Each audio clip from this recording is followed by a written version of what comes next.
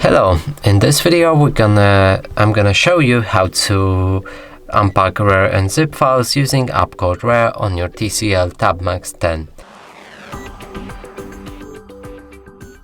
So in order to do this, let's open our app. It's right here.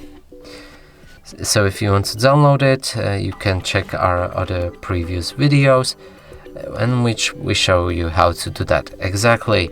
So now let's locate the files that we want to unpack, and mine is located in DCIM and then camera. Here's a camera.rar. Now let's click on it to open it like this. From here we'll be able to see all of the files that are included in this archive. So we can either select all of them or simply click on this arrow pointing up without selecting any. That way we'll unpack the entire archive.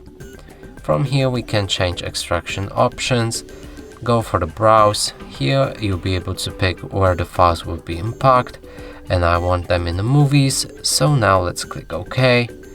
You can change any of the settings, and when you're done doing it, click on OK, and our files will be unpacked. Now let's move to the movies folder, and here's the two pictures that we've just unpacked. And that's it for this video. Hope you like it. Please consider subscribing to our channel, leave a like and a comment below.